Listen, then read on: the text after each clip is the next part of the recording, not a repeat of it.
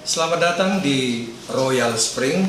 Hari ini saya berada di SoUnit, ya, klaster terbaru Royal Spring, yaitu Sakura Park. Sakura Park adalah salah satu klaster yang bernuansa Jepang, ya. Yang saya maksud nuansa Jepang di sini konsepnya, konsep rumahnya, kemudian konsep lingkungannya. Kalau kita lihat dari depan, kita lihat gerbangnya saja sudah Jepang banget gitu. Kemudian kita masuk ke dalam lokasinya, nuansa Jepangnya terasa, ada taman sakura, ada clubhouse dan lain sebagainya. Keunggulannya di sini lagi jalannya di aspal, ya. Kemudian untuk rumahnya sendiri memang benar-benar modern, Japanese modern, dia punya arsitektur. Ya, semoga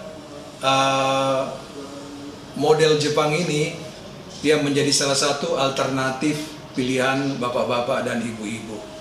Ya, karena untuk tipe rumah atau suasana, mungkin kami menghadirkan Jepang dengan konsep seperti ini mungkin yang pertama kali ada di Makassar.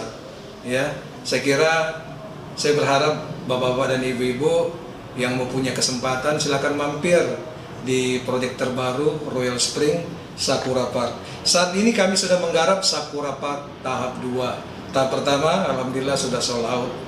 Yang kami pasarkan sekarang Sakura Park tahap 2. Harganya juga masih terjangkau.